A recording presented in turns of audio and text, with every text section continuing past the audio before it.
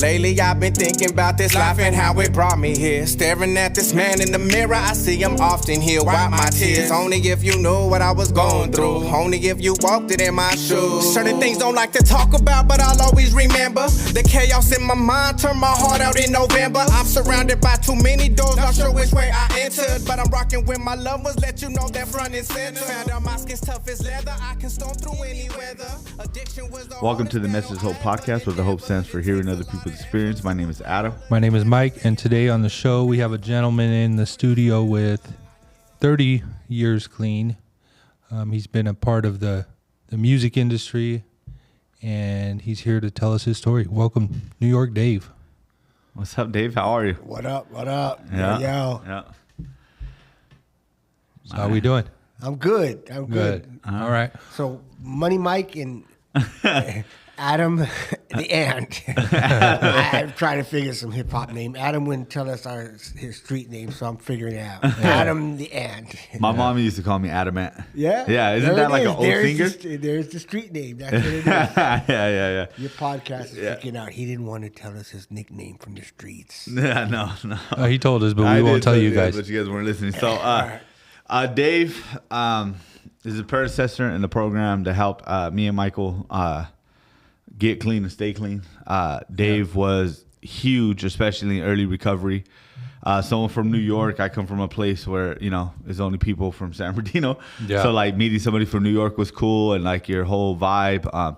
And, like, there was a lot of admiration, like, knowing where you were going to go speak. You spoke here, there, in different countries and stuff like that. And to me, like, it gave me a lot of hope, dude. So I'm really grateful to have you on. Also, Dave came here on very short notice. We actually had him scheduled for the end of April.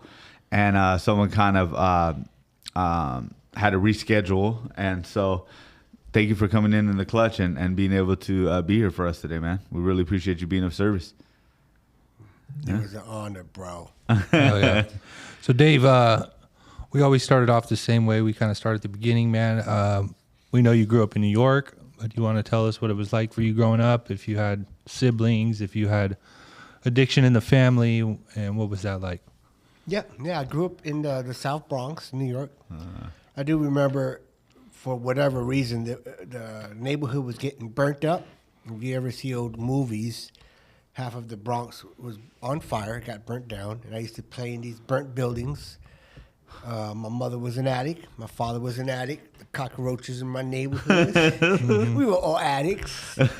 And I didn't have a dad. I didn't know the dynamics of our story, but my dad moved out here to California with another woman. Later on, I found out. So me and my mom were raised on the welfare, Puerto Rican woman. And that's it. All my siblings, they all were out here in California. And it was just me and Cookie. And she tried her best, And I don't want to put any negative trash on her, And Cookie was your mom? That was my mother, man. She tried her best. And she did awesome. She would, come home on the first to feed me. And when I say come home, she was always at the bar. That's it. If I wanted my mom, if I wanted to find mom, I would have to go hunting from bar to bar, and not just Puerto Rican bars either. My mother would be at the Italians and the Irish bars with these, different cultures. So it was a culture shock for me. Actually, you know what? A lot of New Yorkers were raised like that, so it's not a culture shock. New York was raised like that with all the integration of the whole world, really. That's how New York came. Irish, if you ever see Gangs of New York or whatever, Great movie. Yeah. We're used to that, It's not like over here, it's so standoffish. And there was neighborhoods that were predominantly Italian and Puerto 100%, Rican. 100%, and you knew not to go into it. But, the longer you're there, it's just like, bam, especially at school. There it is. At junior high and elementary, we're all there. Italians, Irish. And anyway, so I'm looking for my mother at the different bars, and she tried her best. I would find her, and every now and then she'll come home to feed me on the first. I do remember this. I don't want to take too much time because I'm going to get to some meat, but I do remember we had Monopoly money for food stamps. Yeah. So that was the big thing, man. She would come, and then she would I don't know where she got the money. I know it's from the welfare. And bam, she'd have this booklet of all this little money, paper money, Monopoly. And she'd throw me a couple, and I was so fucking happy. Excuse my French. It's okay. So happy, man. And it was like Christmas, every first, a new Christmas for me. And I could run to the store and buy some food or whatever, and then she would be gone. Like within 2 to 3 days, mom's out there again, just, whatever, with men. And that was my childhood. I was raised in desperation, I do thank God for it specifically. It's probably the best thing that happened to me, at least for what God had in plans for me, because I survived it. And I didn't realize it at the time, but it really turned me into something very unique. And also something else happened to me, which was more than just a desperation. And we'll talk about that later. And that's called hip-hop music in my neighborhood. Hip-hop grew in like literally a block from my house. The first breakers were there. The B-boys graffiti. My brother was a DJ. And so because of my childhood desperation, along with this beautiful thing that hit my hood called hip-hop, man, it did something spectacular to me. It was a gift, and that's my early childhood. Yeah. And did back then with the vouchers, could you take them to the store and get the real money as change? Some stores would. I remember doing that as a kid. Too. Bro, Like get sent to the store with a $5 and then buy something for a couple dollars and they give you the change back. Yeah. Some stores did, but in the Bronx, they would give you back little plastic coins, bro.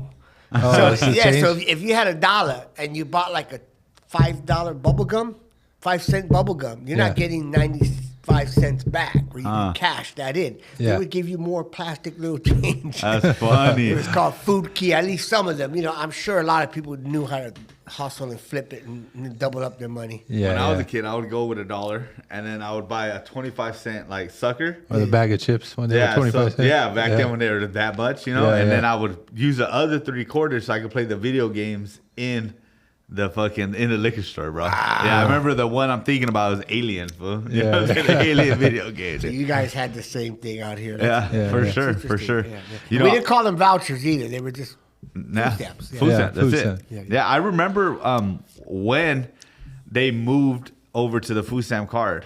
Wow. I remember my mom be like, "We're gonna have to go to a card and this and that, right?" I don't know if she was sounding. I don't know why it was a big problem, but like she's like, "It's gonna go to a card. Everything's gonna be digital and this and that." And then now most people know as food stamps as the food stamp card. Yeah. But they used to give you a whole pack, a whole fucking pack, green, brown. Yeah, they were all different colors. You know what I'm saying? Monopoly money. The brown ones were $1, bro. I know that. I know the $1 one. But yeah. All right. And I'm getting excited because I love hip hop, bro. You know what I'm saying? Like, we had someone on the podcast and they talked about like sex, drugs, and rock and roll. Yeah. And like my slogan was like sex, drugs, and hip hop, bro. Nice. You know what I'm saying? If I could like listen to some hip hop while being on a sick one, bro, like I was having a good night, bro. Like that's all I needed was some headphones and some methamphetamine, bro. And wow. Yeah. But I don't want to like dilute my upbringing so you could get some color to my story. Mm-hmm. I came twice to meet my dad in California. I was 7, and it was Chino, and that didn't go well. They flew me to meet this guy named Papo. I don't know who he was, but I did want a connection, mainly because the Italians, more so the Irish, had their dads. They were really strong syndicate. Latinos and African Americans, it's not as strong. Yeah. At least back then. But I think now it's probably even worse. There's a lot of Latino dads who are not in the house. But back then, I always wanted a papo. And so I got an opportunity to come meet my dad once when I was 7 in Chino. That's where he lived. It didn't go well. And then I flew back when I was 12. And I lived in Rancho Cucamonga, and I met my dad. I did sell out. I wasn't all hip-hop yet. I was a stoner, a wannabe stoner. In Rancho Cucamonga. I went to Cucamonga Junior High, and I saw the kids wearing little puka shells or whatever. When I had puka shells, and then I had curly Puerto Rican hair, but I wanted that long, like Led Zeppelin hairstyle. Long, so I was straight. growing like I had a mop, bro. So I'm wearing this crazy ass hairstyle with the puka shells bouncing around like a little stoner, Cucamonga Junior High, and Led Zeppelin saved my life. I told my son yesterday because their documentary just came out, you know, and I found out that my dad was one of us, and that was probably the strongest and most horrific thing that happened to me. You guys is when I met my dad. First, he started beating. He was a good man, but he used to beat on everything, not just us, like the walls. Like he would violently get into a demon when my dad got drunk. So he started off with my siblings, my brother. I remember the dog one night was bleeding up on the fence in the backyard, and he's like, "Whoever touches that dog will be bleeding out." And I was horrified of this man. You know, I'm glad I met my family. I met my brother Biggs, and the rest. I loved Cucamonga. Dude, I was a lead wide receiver of the junior high. I was learning how to speed weight. I was like, it was awesome, you know? I was living like a Brady Bunch fantasy life in Cucamonga. Yeah. You know, they're way different than the South Bronx and the burnt buildings, you know what I'm saying? And this maniac, you know, I never got to meet anything good about this man, you know, was... he took me to the bedroom, and I'll never forget it. I don't know why, but he said, "So you think you're a man now?" And I don't know what that meant, and he hit me, and he knocked me out. I was 12 years old. No reason. I didn't steal. You know, I didn't rob. I didn't do anything at that time. You know, nothing to deserve a human, physical man knocking out. I'm not talking about like a little spank. Like Mike Tyson knocked me out. And I woke up in the closet. He hit me, and I fell in the closet. And I woke up 2 hours, and I ran away from home. And I never went back to my dad. And that was when I first started using drugs. You know, that incident used to be my pain. You know, I realized today that incident actually wound up being my greatest source of hope for my journey. Because when I ran away, and I lived in the streets, and I started learning how to be a self-sufficient man, you know, and doing what I had to do, you know, that's when I met dope, you know. And I don't know if any podcast people or any weird people want to think I'm controversial, but I thank God I found dope at 12 years old. And that was out here in California. I was out here, and it was the Cucamonga Stoners. They saved my life, y'all. Ooh, I was living in, we had a winery back then in these abandoned buildings, you know? Yeah. And I have a friend of mine, I think Adam knows where, like, I don't know if you ever heard Anthony's story. He lived up on Baseline at that clown, there was like a clown mass, I don't know. He lived in this empty building in San Bernardino. I lived in this winery in Cucamonga, and the stoners turned me out. The first thing they gave me was called hashish. It's a little bit of Michelob, and I'll never forget it, man. That they turned on a little Led Zeppelin, and they had the fluorescent lights, the black lights. Yeah. And the posters would glow and talk to you, you know, and little Stairway to Heaven, and man, I took that hit, and I'm not saying I used because of my dad or because of my mother. I'm just saying when I used that day, bro. Yeah. The lights turned on. It saved me, for real. I don't think some people have that opportunity, and I do know now because I have some time, and especially because we have the VA hospital here, and we have a lot of vets with post-traumatic stress who turn the noises off. I do understand how when I hear them share, especially the vets who did some really horrific stuff or been through some horrific stuff. Is what I should have said. I do realize that when I used that day, that something happened. You know, good or bad, I don't know, but it pacified me and allowed me to get through my pain, man. Yeah. And that was one thing, but I did want to mention that because I was a wannabe stoner. And I want to go dude, I was supposed to go see the Led Zeppelin documentary today. My son said, no, I can't do it. And Adam called me, so that's why I'm here today, because I had a cancellation. All right. And I ever want to be stoner, bro. B-boy till I die. And that's a little bit further of when I first started using, so you could kind of get the drift of where I was going with that. Okay. When did you make it back to New York? 13. 13. How'd you get back? My brother Biggs was 6'10", 350 pounds, big Puerto Rican, big afro. As a matter of fact, he had just gotten out of Chino because my dad beat him, so he's one of those guys that started hurting people Yeah. because of the pain. Yeah. I never did, I was offended of hurting a human because I saw my dad. My brother Biggs didn't. He was one of those violent guys. He was in Chino, and they released him from Chino prison. This, in case you guys don't know what I'm talking about. Yeah. And I guess the probation and whoever, they made a deal with my brother, and they said, go find Dave, and we want Biggs out of the city. Out of the county is what it was, San Yeah. Bernardino County. Yeah. So Biggs found me at the abandoned building. I think it was the winery. I think I would cry right now, man. My brother Biggs. He found me in the streets. Said, we're going back home to Mom. I couldn't believe it, man. And I jumped in his car. We drove all the way from Cucamonga back to the Bronx at 13 Really? years old. You guys drove all the way to New York? Oh, yeah. How long did that take? I don't know, maybe a week, 2 weeks. All right. Yeah. Stopping along the way.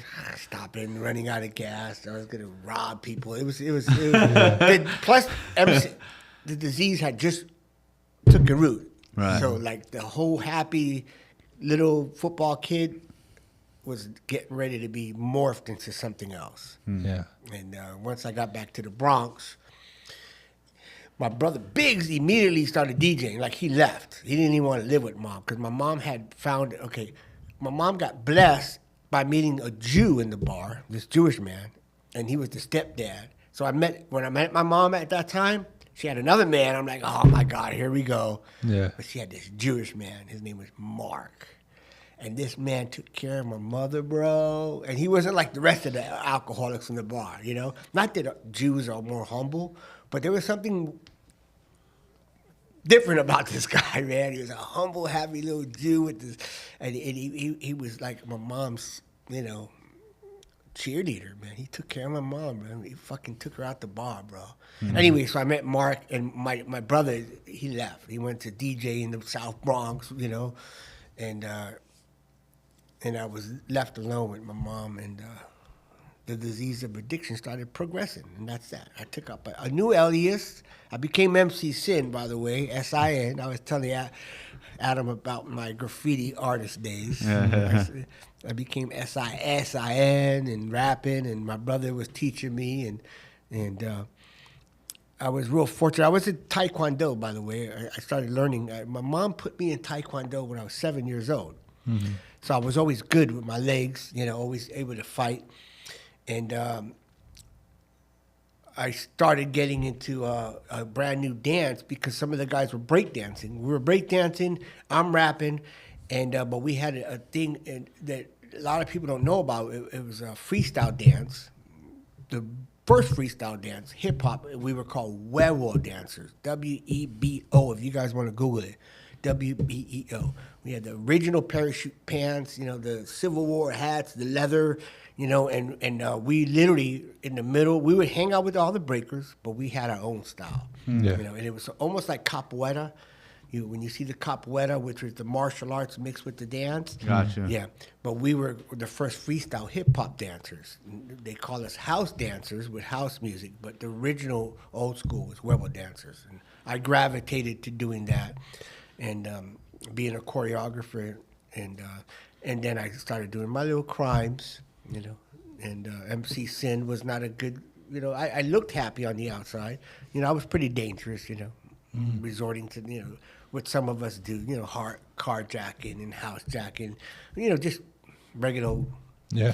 I don't want to say regular because some of you guys probably never done that before. I say that, so casually carjacking, that's a home invasion robbery. How's that? That's called housejacking. I did all those, but it's possible, you guys, it'll be nice. It's possible that something broke in me, and if I would not have found God and found recovery, then I possibly would be like a serial killer with no senses, to humanity. Or like you see some of us in prison protecting a fucking yard or a gang and being a real killer, Yeah. Something happened to me that, I was able to feel, and I was desensitized. You know, maybe the trauma with my dad and my mom. I don't know. I have no idea. Maybe I was born that way. I really don't know. But I do know that MC Sin, you know, had potential to be a fucking serial killer, homie. You like mobster, like some of, you know, you're gonna probably interview somebody who murdered. You know, it happens. I have some sponsors who have been down that road. Yeah. Anyways, but because of hip hop, because of a talent, you know, I was able to probably dodge that bullet. You know, for real, you know. When you got into the like more serious crimes, what was your drug of choice? I'm sure it had switched from. Yeah.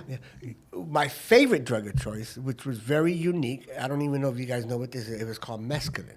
I've heard of it. So it was. You're able to get it for $3. So mescaline is like meth with acid in one $3 hit. So you get that uppity up because I love cocaine. I'm a crackhead. Like, dude, I'm gonna tell you my crack story and then we could wrap this thing up. But mescaline, as a matter of fact, it's in that Matrix movie. You know, when Neo he goes to the door and the guy says mescaline is the only way to fly. Like seriously, like that was I guess probably today is similar to what they call ecstasy. Yeah. A lot of kids are really raving and go on a freak mission with that thing. Yeah. I loved mescaline. That was my drug of choice.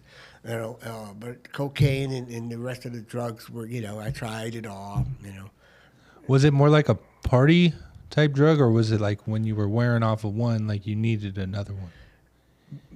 Mescaline was supposed to be a party drug, and acid, because some of us would, the same dealer would have the purple microdot or the Mickey Mouse acid or whatever, you know, but not me. Like I needed, and I had to live in that world, that matrix of that, whatever it did to me, you know, that's why I lived in that mescaline world until some other drug showed up, which was called crack. Actually, you know what? It was called cocaine. Yeah. Because I left right when crack hit.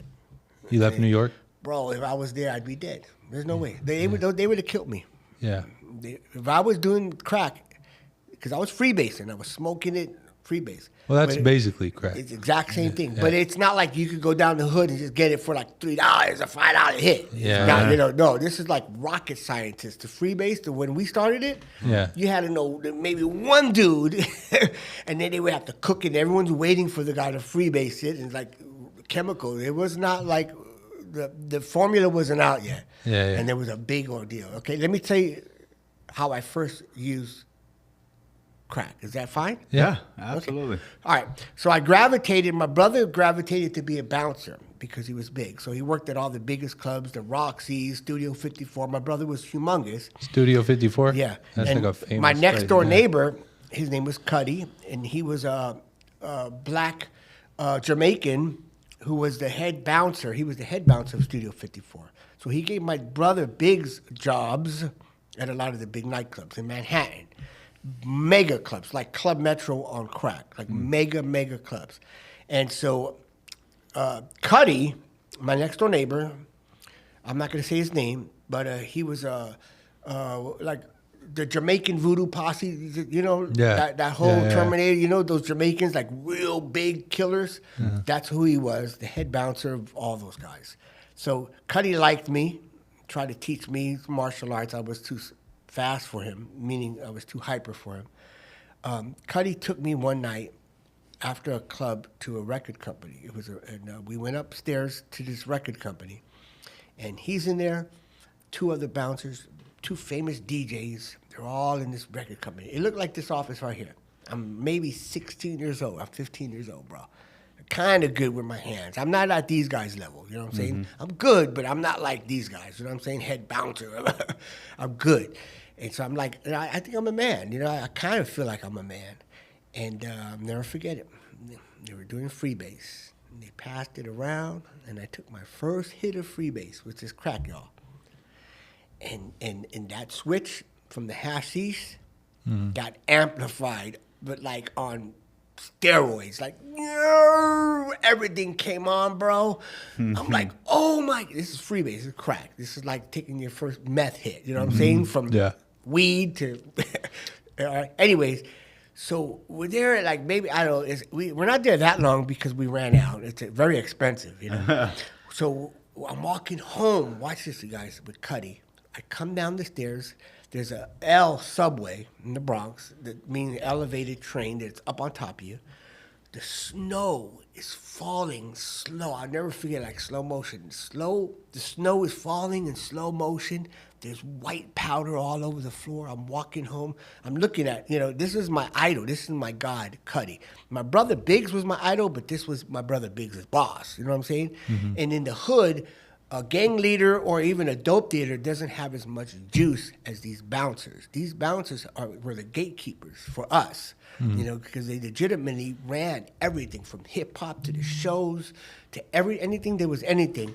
The bouncers, to me or to us, were the gods. More than even cops, bro. We gave them more respect. Yeah. So anyways, I'm walking home with the head, with Cuddy.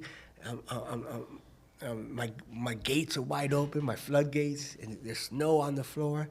And I chased that high for the rest of my life, and I can never get that again. I can never get that feeling again. That was the first time I smoked cocaine, which later on led to my horrors of crack. Yeah. That's crazy. And then that was at 15 years old? I was 15, maybe 14. Yeah. It's crazy. Me and Mike, we talk about this on the podcast all the time. But like, I look at my kids. My kids are 14 and 15. I'm like, I can't even imagine them putting a pipe to. You know what I'm saying? Like, it's fucking wild, bro. Wild. It's wild. Dropped out of school already. Already was boning women. I mean, and yeah, I had a fast track on life, because of my upbringing. And that's also all because of my 12-year-old runaway living in abandoned buildings. Everything got fast tracked. Yeah. Yeah, having to run away at 12 years old is definitely going to make you grow up fast. Yeah. All right, so what was it like after that? So, what was it like after that? Did you go, like, immediately to smoking crack every day? Were you still, like, getting loaded once in a while? I mean, were you still living at home with your mom? Yeah. Okay, that probably was a blessing and a cursing, because at that time, I was a choreographer, and this new movie was coming out. And the first hip-hop movie, one of the first, it was called Beat Street. So I was working with some crews, and I was always hustling and doing good stuff. So I was making money with a lot of the break crews, doing shows. I was a choreographer, and they hired me to work with this spectacular break group. They were called Incredible Breakers. One of the best breakers, best break crews to this day. And we were supposed to, they wanted me to teach this break crew routines, a little bit of my mixed martial arts stuff, which is called Webble Dancer. They wanted to combine the Webble dancing with breaking and do it with on cue with the music. Yeah. None of the original breakers were doing routines. They were just doing it a line and then break. That's how it started. But I was doing choreography, like with the music and like the whole song. Yeah, like what you see the cheerleaders do now. It's a whole on cue. Yeah. I was trying to do that with the break dancers, and I was successful at it too. And anyway, so I got hired, and I was driving, 3 times a week from the Bronx on the train to a big studio. I had a job.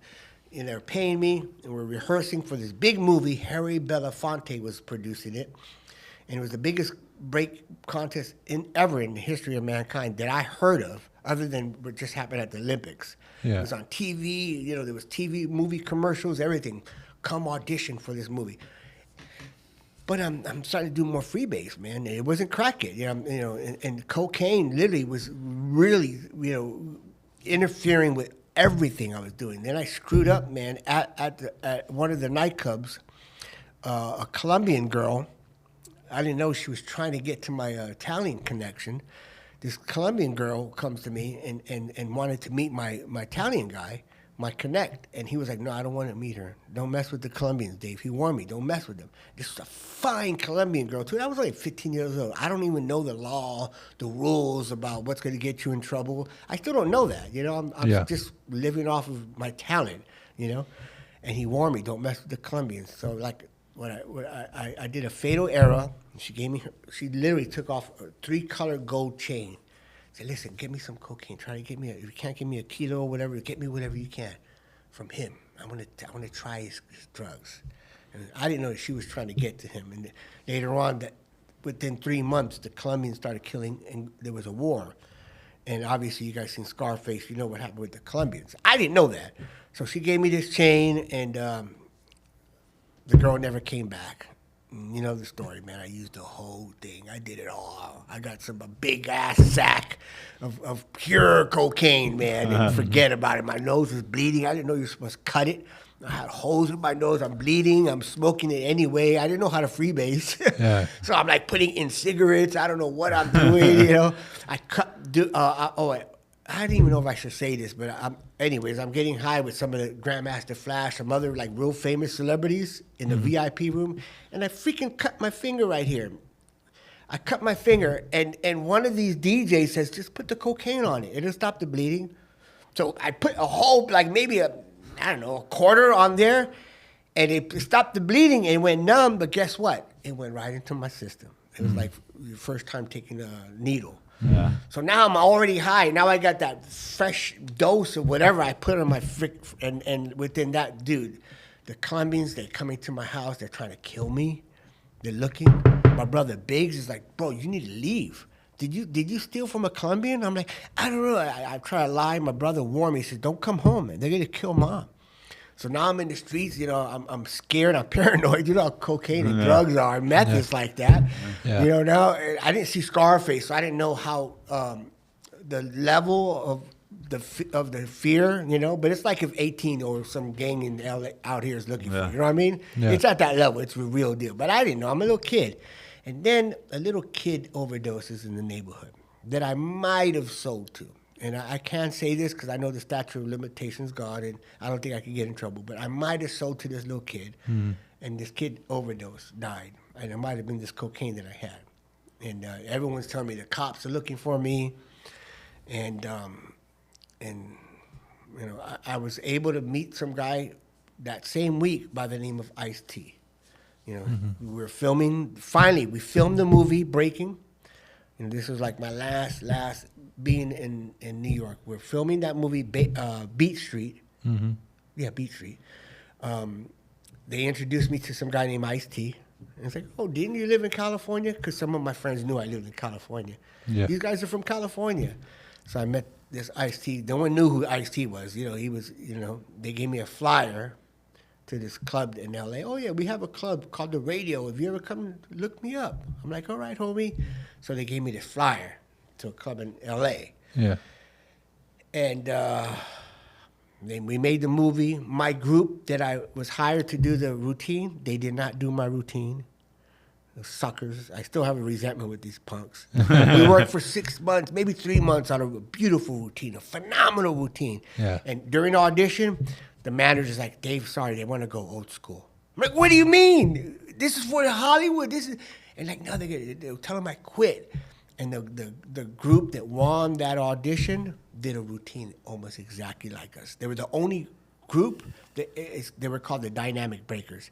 They did a routine with breaking and freestyle, with guys spinning and doing martial arts. It was so dope. They mixed, and they were the ones who won. Anyways, so that happens with the filming and the Colombians, and I jumped on a bus, and I was like, I came back to my dad's house. Mount Vernon Avenue, bro. I came right down here. My dad was out here in the IE, and I left running. The police, you know, I'm scared of the cops, and that's how I came here to California. You know, by the grace of God, they took me to MacArthur Park to go find this Ice-T guy. You know, and that's you know a whole other journey. I don't even know if we have enough time to talk about that, but that's a powerful thing that happened to me when I came back to California. And I don't know how we doing with time. We're good. Yeah, we're good. Yeah. We got about 40 minutes left. Yeah. MacArthur Park's rough, bro. Whoa, especially in the 80s, bro. It's pretty rough right now. I know somebody that's living there right now. No. Right now it's bad. Yeah. It ain't nothing like in the 80s, bro. Yeah. I'm on Mount Vernon Avenue. Yeah. My sister's there. My dad's out here in the IE. And I'm MC Sin now, dude, like straight up, like Michael Jackson vest, you know, moon boots, you know, like gloves, like spikes, you know, like I'm a B-boy, retarded, wannabe Italian, like MC Sin, I'm weird, bro. I'll show you some pictures. I think Adam might have seen them on my Facebook, So I'm like maybe 16 years old, I'm a drug addict, stick-up kid. I did crime, whatever. And so I'm on Mount Vernon living with my sister on Mount Vernon.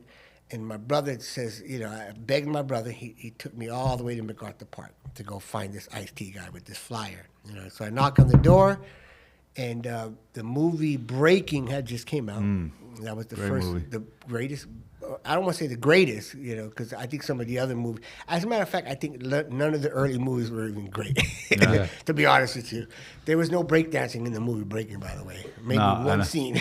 Yeah. The movie was called Breaking. Anyway, so the movie came out. And I'm like, oh, wow. And I remembered, let me go. So I go up to that building, I knock on the door, and it's empty. There's a couple of little kids here. And what happened was, it was the beginning of the migration from El Salvador, from this war. So the Salvatruchas and MacArthur Park was turning into like a third world, bro. It wasn't just the Mexicans, bro. There was Guatemalans, Salvadoranians, like it was mixed with it literally looked like a third world, MacArthur Park back then, And it reminded me a little bit of the South Bronx, but South Bronx is very stereotypical, where you do have, Little Italy, where you do have just the Puerto Ricans, or if you go to the projects, it's just the blacks. So you know what you're getting into when you're in the different hoods in the Bronx. You knew that, Not at this time. I was blown away, bro. What was happening in MacArthur Park in the 80s, it was just, it was like, I can't explain it. It's like maybe if you go to Thailand, Bangkok, maybe you'll know what I'm talking about. But this was different. So I'm in there, and there's nobody there except for these little kids with different accents from different parts of the world that I never knew. And some man is there. He's like, no, Ice-T's not here no more. And I said, man, I came from New York looking for a job, and I showed them the flyer, and they said, I need you. So this man hired me on the spot to reopen the club. Because it was a nightclub that I was looking for. Yeah. He goes, you know how to DJ? Of course, I'm MC Sin. I told him my background. I'm a dancer. I'm a choreographer. He says, man, we need you. I got these little kids here. The building's empty. I don't know what to do. So I moved into this building. It was an empty building, 2-story building, a theater, and that was it. I moved into my office.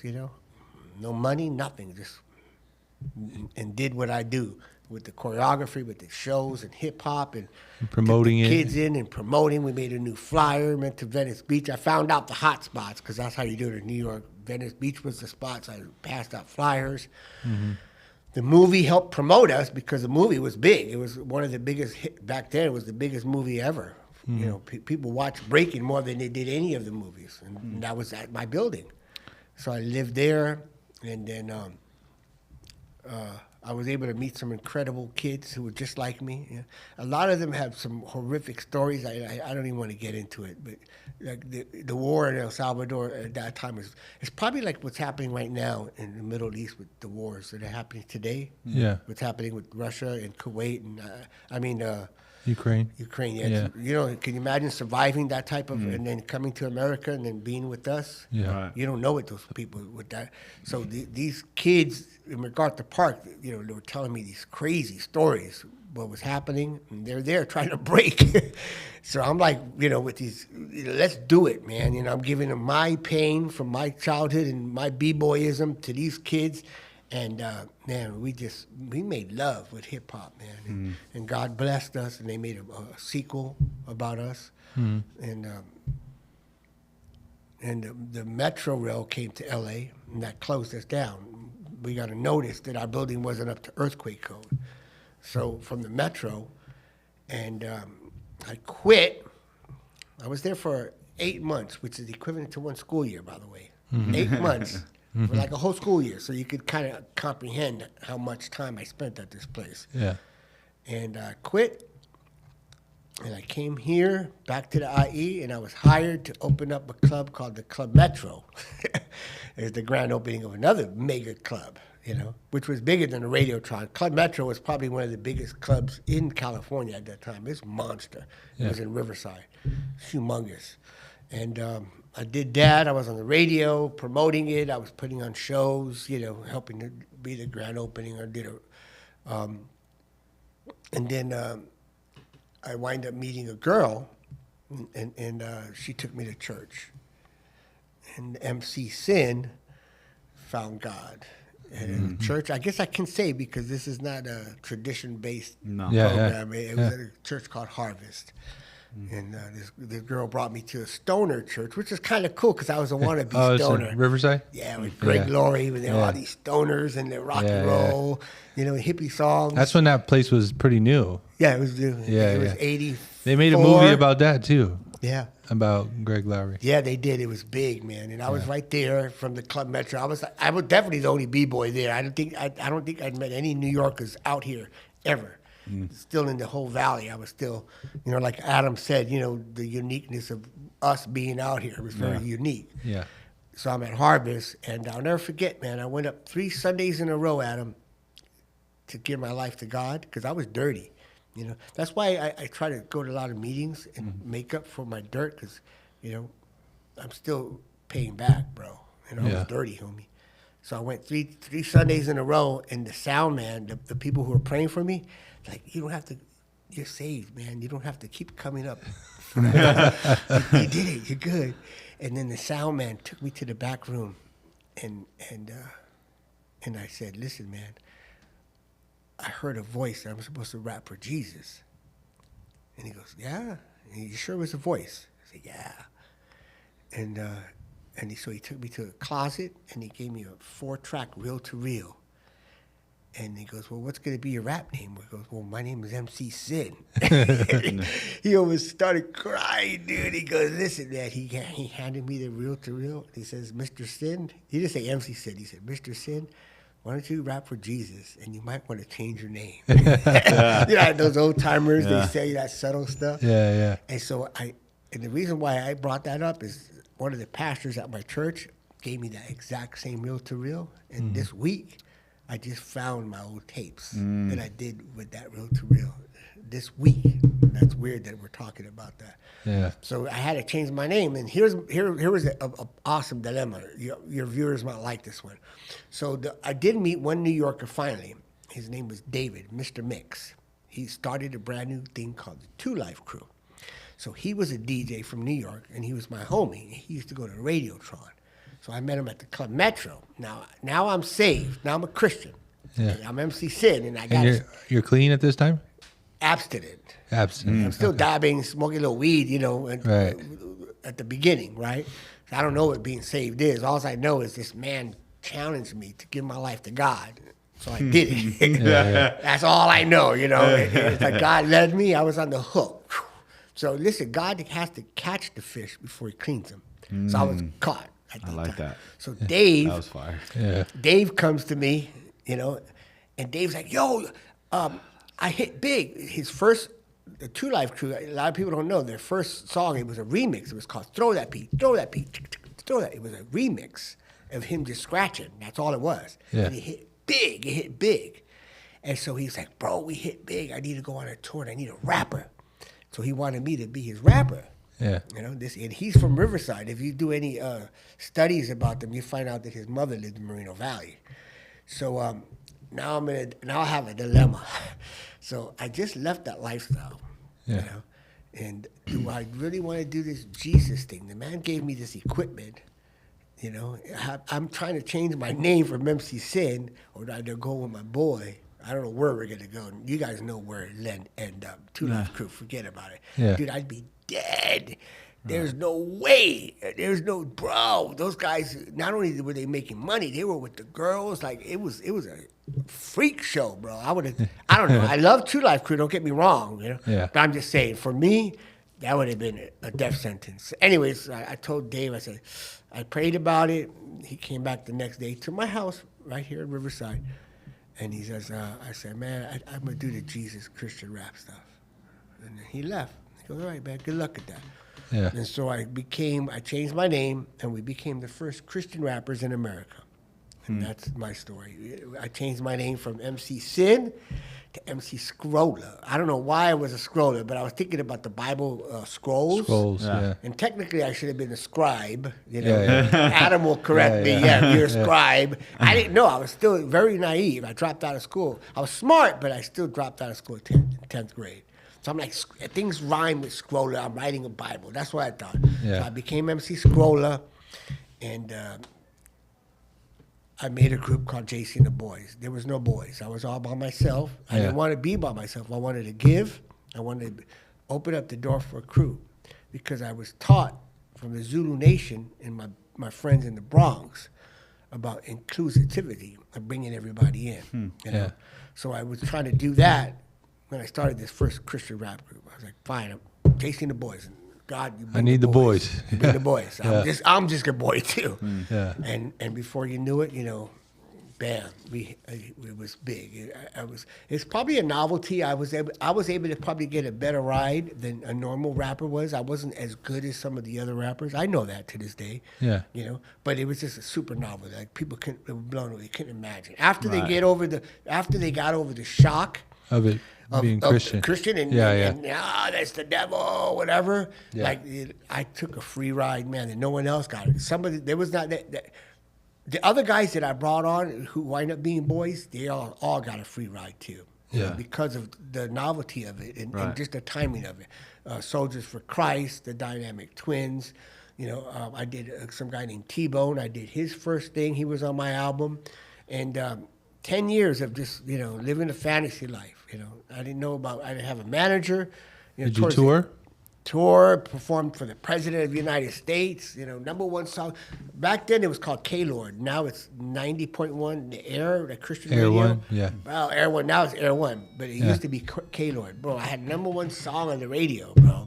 Yeah. And I caught a fantasy ride, you know, like money, BMWs, Beverly Hills. I was going to Smokey Robinson's house. We had Bible studies at celebrities' houses. They would call me. I Yeah. would go. You know, and then I'm at Stevie Wonder's house. You know, it was a private group. You know, and I was the only b-boy because, like I said, it was a novelty. It's like, oh, get the Christian rapper. Yeah. So I was in like everywhere. You know, all the Yeah. big TV shows, the 700 Club. They interviewed me with Lola Falana on Pat Robinson's show. Just on and on and on and on. You know, and but I was still MC Sin, yo. Yeah. I never treated my disease. I didn't even know I had a disease. I just was living off of this talent that I knew I had.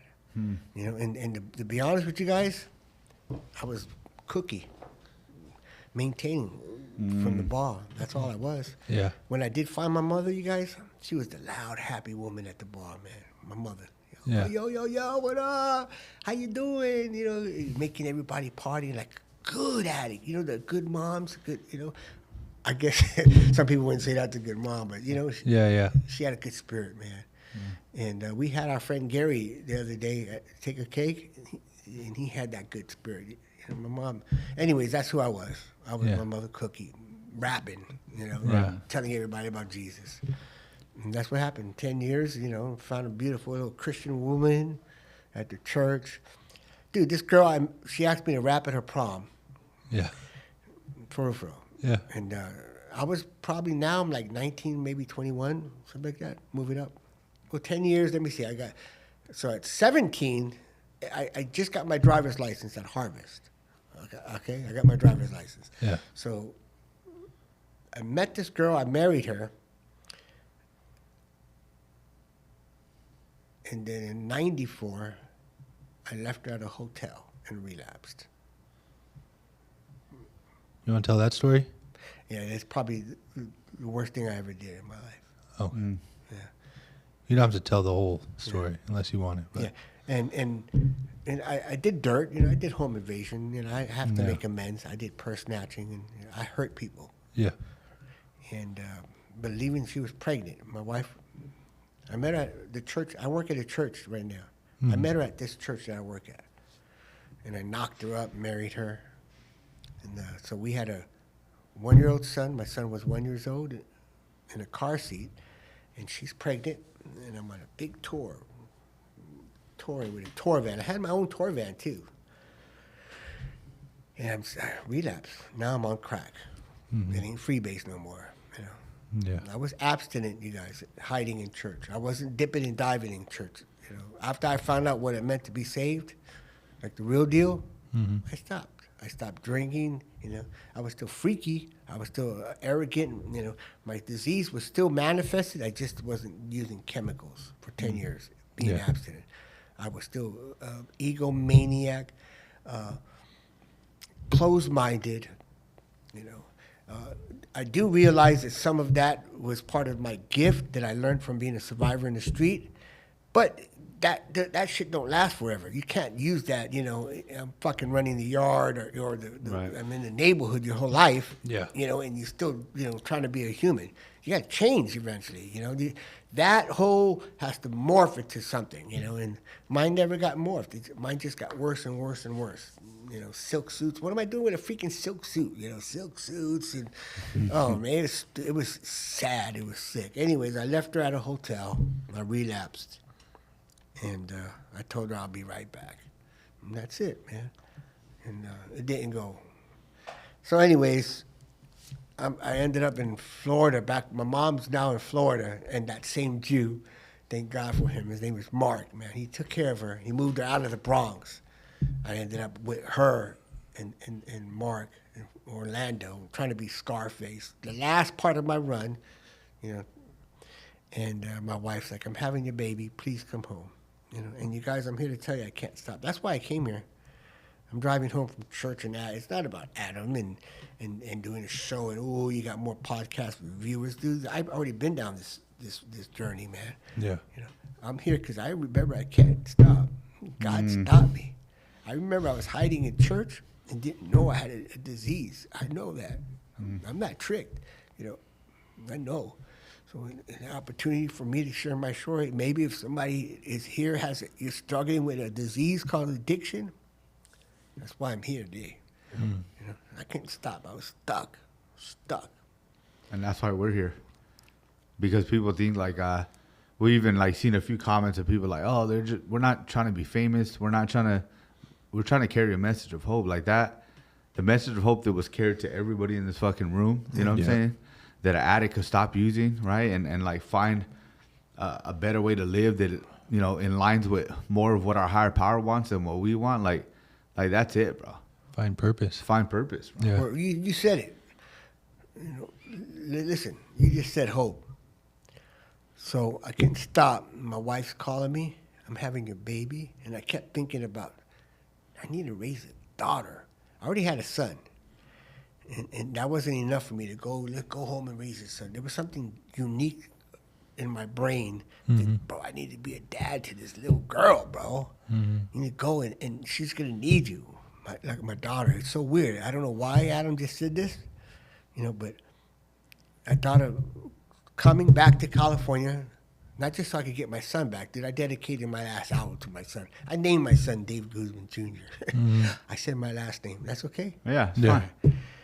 And I didn't even know your last name. yeah, it's mine, man. And I'm not related to the other Guzman. And bro, there's something crazy, weird. There bro. was something driving me about trying to come raise a little girl, bro.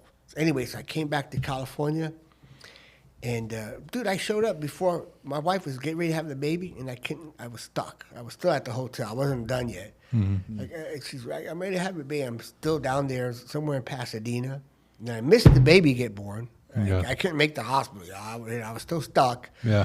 And then finally, 3 days later, you know, I think I ran out. I don't know what happened, you guys. You know how it is. Either we run out, we get busted, or some shit happens, right? Some intervenes. So I ran out, and then I called again. I'm home. I had the baby, and I ran to go see my daughter. And I held the daughter for 3 hours, just rocking back from didn't sleep, you know, and there was something holding my little daughter. My son was there. He was fascinated. I'm like, cool, I love you, Papo. But there was something that was connected to my daughter. And I would tie that into our message of hope. And then shortly after, there was God intervened, and I got busted, and I can't do the J-Lo, but I got busted and went to Supermax, LA County Jail, and caught a couple of cases. You know, and they sent me to NA drug program. I went to rehab. Thank God. You know, I do know when I got maybe busted 2-3 times. And at the beginning, it was just failure to appear that it was possession charges. You know, it wasn't like the shit I got away with when I was a kid. Yeah. It was just the drug stuff. And then the last time, a gentleman rescued me. His name is Frank Wilson. I'm gonna say his name because he's dead. He was a pastor. I'm on Fair Oaks in Washington, a block from this place called Impact, where and I didn't know Impact was there on Pasadena. So there's a park on Fair Oaks. I'm in there, ready to go back all the way to MC Sin. Like, where I didn't even know why I was wearing red. I'm not nowhere in the blood, but I'm just saying I'm putting on a costume. I'm getting ready to go back. And Adam knows what I'm talking about. I'm going to go probably even beyond where I was. I'm getting ready to go fucking crazy. I'm totally diseases back. Fuck MC Sin. F the kids. You know, I'm going. And I was ready to sell my soul. I'm Pharaoh, so I'll never forget. I don't know where I got the red outfit. I'm wearing this red outfit. And my boy pulls up with a Mercedes. I'll never forget. He's a pastor. His name is Frank Wilson. He has 40 gold records. He was the pastor who was in charge of all that stuff with the Beverly Hills, with Smokey Robinson and all that. He was the main pastor from Motown. I'll never forget. He honks his horn. And I looked at him like, Frank! He said, get in the car. This is 3 a.m, bro. My Pharaoh was like, what are you doing here? He says, God woke me up in the middle of the night and told me there's somebody he needed to rescue. I'm like, what? That's you, Dave. Get in the car. I'm like, me? And he held on. He sat me. He tried to, I don't know who. He took me to some, it might have been Robert Downey. I don't know whose house. He took me to some celebrities' houses. They tried to talk to me. I wasn't hearing anything. And he took me to a hotel and says, you're going to see the judge in the morning, because I told him what happened. And he took me before the judge the very next day. This is before I got, this is how I got into treatment, man. And Frank, I'm telling you this story because his book just came out. And he changed my name. It says Damon from the Bronx, but it's really Dave, if you ever read this guy's book. Chapter 19 is about the B-boy from the Bronx who God told him to wake up because he needed to save somebody. So he took me, the judge is pissed off. I'm the last to get called because I'm a walk-in. Yeah. And the judge is pissed off. Where is he? Get him up here, the judge, because I saw this judge and this is already 3 times, right? And they're getting ready to sentence me, and they said, before I sentence you, there's somebody that wants to speak on your behalf, and they mentioned his name and said, "Oh, Mr. Wilson." They all knew Frank Wilson, bro. And he walks up, and the doors swing, and he put his arm on me. He says, "Your Honor, I know him. He's a good man. He's just very sick right now. He needs help." And the judge says, "You're giving me a year?" She had the thing. Where's it? The gavel? I've been dying to do this for many years. I do this at conventions. She had the gavel. She goes, "You're giving me a year? And you're going to my program. Get him out of here." And that's it. And Frank was like, "Bye." And the courtroom was quiet. Even the lady with the fingers, everybody was frozen. Like, and that's it, man. They sent me to in-custody jail program in L.A. County Jail. It was ran by a place called Impact.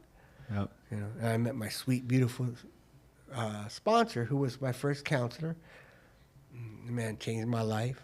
You know, wasn't impressed with my stories. You know, didn't want to hear none of my stories. As a matter of fact, he said, "Dave, shut the fuck up. Give me your Bible. You know, I don't want to hear from you. This ain't church." And it was bad. He said, if you're doing so good in church, why are you sitting here? That's what he told me. What are you doing here? Right. When he told me that, I was like, damn, maybe I'm here because God wants me here. Because maybe church wasn't sufficient for me. Yeah. That's what I learned out today. The rest of the world could probably get clean in church, but not for me. Yeah. Right. I'm a member of narcotics. I'm an addict. Yeah. Anyways, so I stood 60 days at the drug program in custody. You know. Is that in custody, like in the jail? In the jail, yeah. Because I know they have a treatment center too. No, right? no. They have a treatment, but at this time it was a place called Biscaloob, which is in East LA. It was open to general population. The sheriffs were our babysitters. Yeah. The inmates still ran around with their outfits, trying to pluck us like wolves. You know, I didn't know any of the politics, so I would have been fresh. I would have been plucked, bro. Yeah. Okay, so they're running around, but there was one dorm. It's kind of like a pill dorm or Looney Tune dorm, you know. Yeah. But this was a druggie dorm. Yeah. Impact ran that dorm. Maybe there's 50 of us in there. Mm-hmm. We're protected by the sheriffs, and then we would eat, and then they would come and just give us a program. They still have that to this day. They move around they're back at Wayside. They're the different jails. I just saw a couple of documentaries in Phoenix and some other prisons. Now a lot of them do that now. They do that all over. They have drug programs. Anyway, so I was in the program, and when I got released, they allowed me to come here to San Bernardino. Not right away, but I came to San Bernardino, and I was going to try to get back with my wife. And I lived in a sober living on Del Rosa and Highland. Oh, yeah. It was called Oakwood Phase 3, right behind the Stater Brothers. It was I was the first paid tenant. They were still painting the place, bro. Yeah. And I moved in there, and I got in there, you know, and they let me in there. And my wife divorced me immediately. Yeah. I mean, I don't blame her, you know. Yeah. She didn't know who I was. I didn't even know who I am. I'm still trying to figure out who I am right now. Even with 30 years, you know, more would be revealed, bro. It's only through understanding and application. I'm learning it, and I'm just applying who I am, you know. And Adam said who I am. Dude, I'm Cookie. I'm a mama's boy, man, and I'm going to stay true to who I am, man. Thank God for who I am. You know, my kids, sad to say, you know, they didn't know. They had to learn and find out, you know. But and they introduced a good dude to my kids. Something like that. Yeah, my kids to a pretty decent dad. Yeah. My kids did not meet my mother. My kids definitely didn't meet my crazy-ass, rageful dad, you know. And I can't contribute a lot of that to Narcotics Anonymous. And listening to our stories and asking, you know, I literally asked everybody how to raise these kids. Yeah. You know? I will tell you that I was so desensitized that I never cried ever in my life. I've seen murder. I've seen horror. I never cried, ever. I didn't have... Grandpa, I think, almost made me cry when Grandpa died when I was a little kid. But there was something that was closed with me. I don't know. Yeah. I was broken. You know, I did tell you earlier, I possibly had some of the traits of being, you know, a desensitized serial killer, right? So something was wrong with me, bro. My emotions were whack. Anyways, in Del Rosa, on one of my weekends with my kids, I went to the movie theater, the Date movie theater. There's a movie theater on Date right there. On Sterling? Sterling. No. On Del Rosa and Base, right there, there was a movie theater there. Maybe Sterling, I don't know. It is early. Yeah. Yeah. All right. And it was a matinee. Yeah. One of my first times doing a 12 matinee. All moms packed out. We're seeing The Lion King. Packed out. No single dads. I didn't see no cholo dads, nobody. I'm like the daddy with the two little kids on my weekend watching The Lion King. And I'm going to tell you guys right now, man, I cried for the first time in my life. And this is what happened. And so I'm watching a movie, and I realized that I became Simba, and I was smoking crack with Pumbaa, a rat and a freaking pig. And I left the pride, and I was out there in the streets singing Hakuna Matata, whatever. You know, don't worry, I didn't want to care about nothing. You know, I'm in the hood. I left my birthright, because Simba was supposed to be a king. Yeah. He was scheduled. He was a lion, y'all, and he left, and he was out there in the happy world. Yeah. And I had a moment of clarity. And my kids like, oh, no one's crying when I was crying, you know. And I'm like bawling, bro. I'm like, dang, you know, that's me. And then watch this one. And so, you know, my kids were hitting me. I'm kind of holding on to it. And then the old timer, because now I never had a sponsor. I had pastors before, you know what I'm saying? I think I might have had a guidance counselor in junior high, maybe for like a week. That's about it. But now I got a sponsor.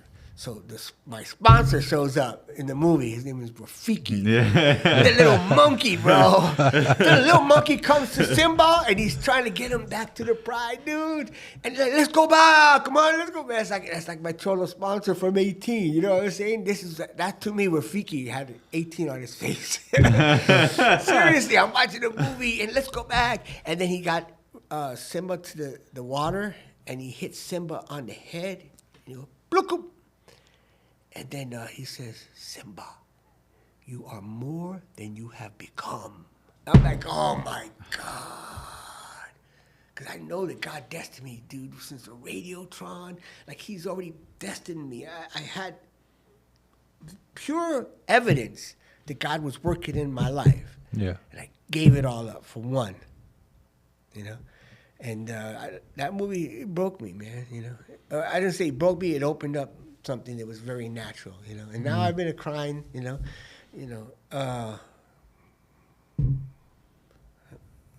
We'll talk about hope, right? So being a single dad in Del Rosa, and it was good, you know. My first challenge, my son got beat because my ex-wife got remarried, and my son got beat by my ex-wife's new husband. And that was a challenge, not to murder him. And even though I don't act out in rage, my brother Biggs was living with me because I had a house in Rancho Cucamonga.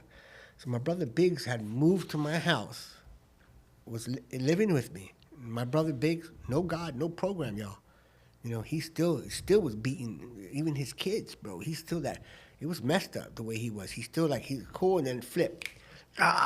You know, like I have some sponsors that some of you know that kind of act like that in our meetings. But my brother Biggs was worse than that, bro. Seriously, no conscience. Okay, Biggs was.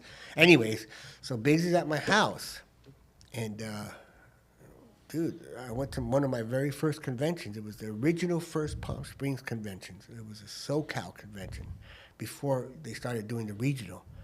I was at my first convention in Palm Springs, and I had a beeper. I got a beep 911, and I called, and my son was in the hospital. And the stepdad beat my son. My son was a little baby, bro. They showed me it was fucked up, bro. They saw the pictures, bro. He beat him bad. And I'm like, oh, I'm going to do it. I called Biggs, and Biggs said, I got it. And I know we're recording bad, but he would have did it. It was done. I said, I gave Biggs' address. He said, I'll wait for you. So it was on, Adam. Me and Biggs were going to Redlands. The guy lived on Webster and Union in Redlands, okay, my ex-wife. And Biggs said, I'll meet you there. And I'm getting ready to leave the Palm Springs convention to go take this man. Maybe end his life, who knows, you know. We were going to hurt him, you know. But I wanted a little bit more than that. I wanted to terminate him, you know. And that was maybe Saturday. God allowed me to stay till Sunday to the closing speaker, you know, because of you weirdos. You guys don't ever share at a marathon meeting at a convention if you're going through pain. Don't even share anywhere, bro. Hey, trust me. I mean, you do want to share, but if you really want to do something sneaky, don't. Man, they wouldn't leave me alone. Everybody was, don't do it, Dave. Don't do it, Dave. We got around. New York Dave's gonna kill. you know, don't do it. For whatever reason, I stood till Sunday at the convention. This was one of my first conventions too, and I saw the spiritual speaker. I don't know what I thought that was gonna do it. The spiritual speaker. I was gonna hear Moses. They're not even super spiritual on Sundays, you know. Not all of them. Yeah. So it was basic, and so I still had Biggs meet me. So I'm leaving. I left. My brother Biggs met me in Redlands at the house. We knocked on the door. He had what was capable of terminating him. I was just gonna go old school. I'm gonna rip the whole house up. Let's go. You know, and. For whatever reason, my brother had me stand behind him. I told him my brother's 6'10". He knocked on the door. I'm in the back, you know. But they knew I was there, and my ex-wife opened up the door, and she said, "I know why you're here, but he's not here. The police just took him away." I said, "Well, where's Dave?" He's still in the hospital. I just kind of looked, you know. I know it wasn't her fault, you know, and I just left, you know. For the next 3 months, it was very difficult for me not to get him fired. I still was working at this church. I had juice, bro. You know, he was a school teacher for a high school in Fontana. I'm not going to mention what school. You know, I could have got him fired because the school board, whatever, was at my church. Biggs kept wanting to follow up. I could have tried to hurt him, you know, but my sponsor told me that I should really let it go. And I want to give somebody a shot of hope right now. I smoked my career off. I had no money. I was living off of whatever I could make off the church. Right? I didn't have the Hollywood money anymore. It was all gone. Mm-hmm. And I didn't have insurance. Okay? So my wife was married to a school teacher, and they had Kaiser. So eventually the man went to anger management, made an amends. He called me. I'm sorry, Dave. I don't even know if he found out that I was after him, but he just called me. I'm sorry. My son kept begging me, Daddy, don't hurt him. He apologized. I'm here to tell you guys, my daughter, the girl who was in my wife's stomach when I left her, remember I told you my wife was pregnant? My daughter came up with leukemia right after that. And now it's really bad. And that was probably the second biggest thing that was challenging my life.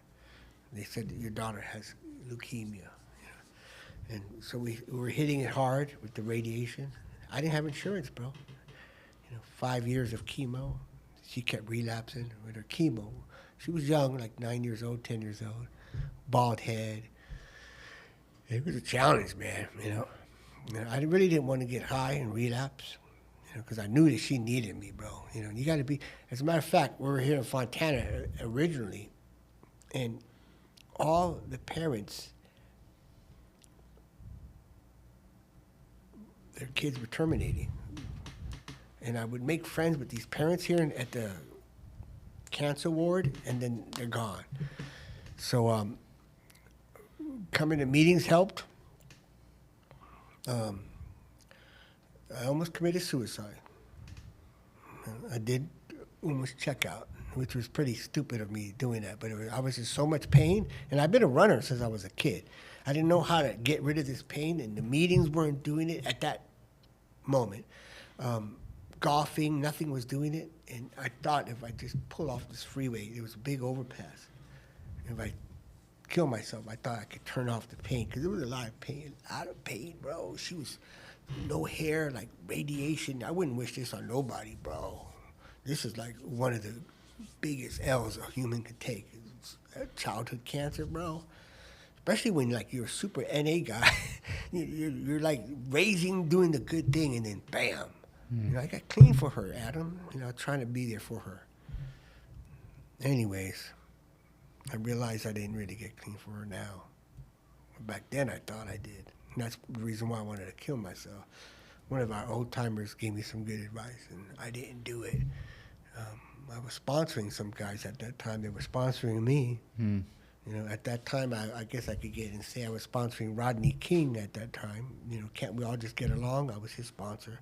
He was at the hospital wearing the chemo mask, back, you know, the mask that we're wearing, the COVID mask. He had to have that in our cell with me and my daughter, and he was there sponsoring me.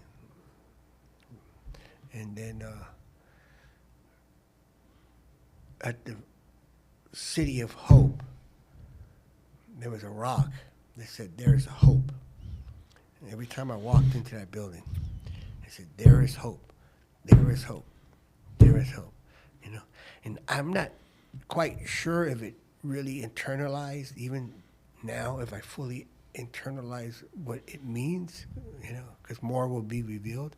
But I do know that I guess the Leukemia Foundation wanted to experiment with my daughter, and they said we want to combine two different stem cells, combine it, and then do a special treatment that happened in Europe, and they put it in her after we got a Make-A-Wish. Dude, when they gave us a Make-A-Wish, they gave us a Make-A-Wish, Adam, and I normal people get happy. I think that's when I tried to commit suicide after the Make-A-Wish, because back then you didn't get a Make-A-Wish unless you're terminal, and then they give a kid you can get anything you want, and then the kid's dead. You know, that's what I'm thinking. So they gave her a Make-A-Wish Foundation. She got blessed. I forgot what she got, and so after the Make-A-Wish, they combined and did an experimental treatment with her, and bam, it stuck. All her friends died. Dude, her roommate, her best friend roommate is dead. All her friends, no one else survived out of 5 years of all that. We don't know. Her other good friend, JD, is gone. JD. Riot's gone. They're all gone. All good little friends. She made it. And then Rodney relapsed with his disease. Rodney's dead. And the hope shot was not just for her life. This was the hope shot for me that I'm realizing today. The hope shot was she might have my disease, bro. Because they treated her cancer. But I think my disease might kill her right now. I was talking to Adam about that. You know, I don't know. I don't even think she could have got it from me or my mother. Her mom, her grandmother was a heroin addict, you know. My daughter from the other side, I don't know where she could have got it from us. They still don't even know where cancer comes from, especially leukemia. They don't know. Dude, I just got diabetes, and they said they don't know if it might be hereditary. We don't know. Diabetes comes from smoking. They don't know, you know.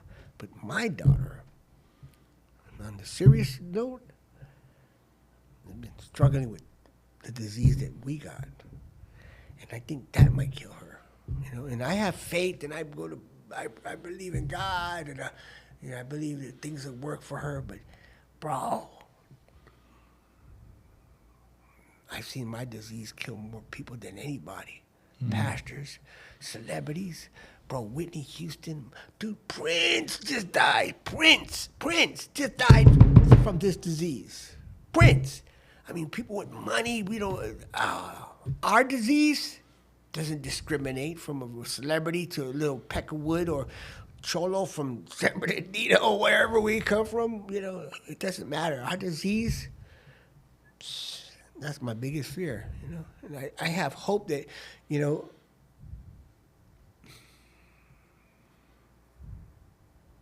she doesn't have to die. But I'm in acceptance of I'm powerless, you know. And that's where I'm at, man, at least with the hope message, you know.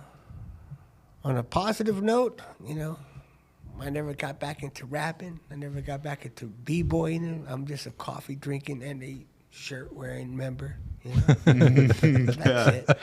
You know? Adam was talking about earlier, you know, they've asked me to speak and tell this story that you guys heard, a short version of this story. Yeah. You know, I had the opportunity of sharing France, Japan, Africa, Switzerland, Greece. I was the Philippines. Dude, I was in the Philippines when the military declared war on drug addicts and sent the M16s and the hit squads to kill addicts. They were in the Philippines killing them. I was there and I spoke at one of the events. I was like, dang, that was scary. I was at the very first convention in Havana, Cuba, bro. I was the opening, I'm not the opening, I was the Saturday night main speaker at Havana, Cuba, like a communist terrorist country, you know what I mean? Not terrorist, but communist country, man. I have the honor of sharing this story in so many, you know, places in the world, and all of that's fun. But I guess my best rewards I've got is that that first Christian song that I ever wrote when I was at Harvest was called Crack. I wanted to help drug addicts, and you know, and that never got successful. I was just writing to get it out of my system, you know. Yeah, When I was supposed to be with the Two Life Crew, you know, my first was called Crack. I was a crackhead. And it never did anything, but recently, check this out, man, and I'll end with this. Recently, somebody was on the Jimmy Fallon show, late night show with Jimmy Fallon, and he's interviewing some celebrity. I won't mention his name. And the guy was like, yeah, man, when I was a little kid, my dad took me to a Christian bookstore and let me get any Christian rap song I wanted. And they all busting up, and the Roots were on there like, oh, Christian rap. They're all laughing. And he goes, yeah, man, I heard this one song, and it held true to this day. And it was about the dangers of crack. And the song was called Crack. I'm like, what? And he goes, yeah, man. And then... And Jimmy Fallon made him sing my song, and he sings my song, you know. That's cool. The hook, at least the hook, it goes like this: C-R-A-C-K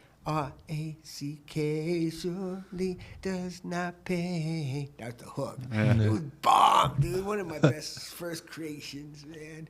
And then he goes, oh, they all like, the Roots went like this. They're like, ah. And he goes, who was that? And he goes, that was JC and the boys.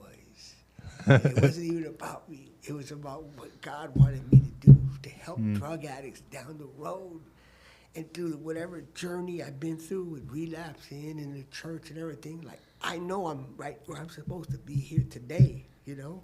Yeah. And I don't know, man, if people see my story or hear my story, it's irrelevant, you know? Because in the true nature of anonymity, it's just about one addict helping another, you know? They did a documentary. We're working on a documentary about my life story, about the Radiotron right now. And a year ago, it won at an international film festival, man. It took first place, best documentary of the whole film festival. And the story that's called Running the Radiotron. It's a story about me. It doesn't have Cookie in there, and it does have a little bit of the recovery in it, but it's me about that Radiotron thing. And so, you know, I don't know. Some other things are happening kind of cool in my life, you know, but... That's really cool. Yeah, absolutely. Yeah. Thank you, Dave. We went over a little bit, but that's fine. That's perfect. Yeah, That's good. Yeah, that was amazing. Yeah, that Thank was you really for coming, good. I'm bro. really, thank you for coming on, Dave. And the fact that it wasn't planned was even more amazing. Yeah. And you know what's funny is, so like a lot of things you're talking about, right? Is like the God shots, right? And I was sitting in the meeting yesterday, and I text Mike. I was like, "Didn't we interview Dave already?" He was like, "No." He's like, "You should ask him." And I was like, "Yeah, I'm going to ask him, right?" And then I asked you yesterday. Then we get a bailout today, right? Yeah. And it just kind of like. Perfect timing. Yeah, and the only reason why I hit you up because you're like, just let me know when. Just let me know when. I said, no, we're gonna book you because we want to make sure we have you locked in for a special day. Right?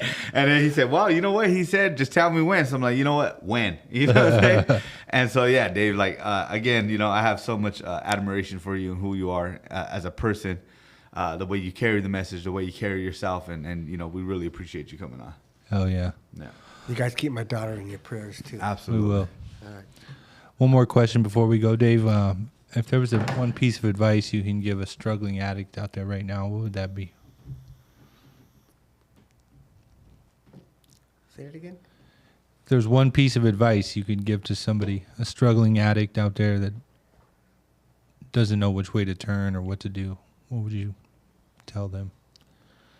I hope that they would be honest and admit that at least they're an addict. You know, that they don't have a drug problem. They got a thing called the disease. Yeah. That's my biggest. Yeah, I got an incurable allergy with any substance. Period.